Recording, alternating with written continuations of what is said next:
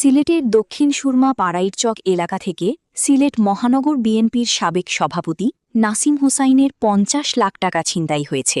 শুক্রবার ৮ মে সকাল 10:30টার দিকে মোগলাবাজার থানাধীন পাড়াইরচক এলাকায় প্রাইভেট কার আটকিয়ে ও ভাঙচুর করে এসব টাকা ছিনতাই করা হয়েছে।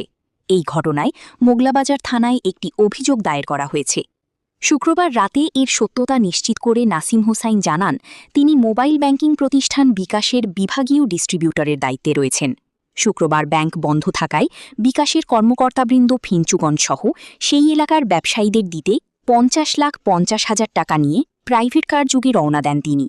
তাদের বহনকারী কারটি পাড়াইরচক এলাকায় পৌঁছামাত্র একদল ছিনতাইকারী মোটরসাইকেল যোগে এসে গাড়ির গতিরোধ করে হামলা ও ভাঙচুর শুরু করে। তারা অস্ত্রের ভয় দেখিয়ে এসব টাকা ছিনিয়ে নেয়। এই ঘটনায় শুক্রবার বিকেলে মোগলাবাজার থানায় একটি অভিযোগ দায়ের করা হয়েছে।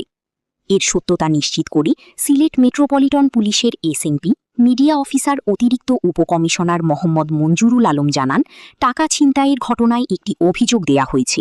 অভিযোগ যাচাই বাছাই চলছে, বিষয়টি গুরুত্বের সাথে দেখা হচ্ছে।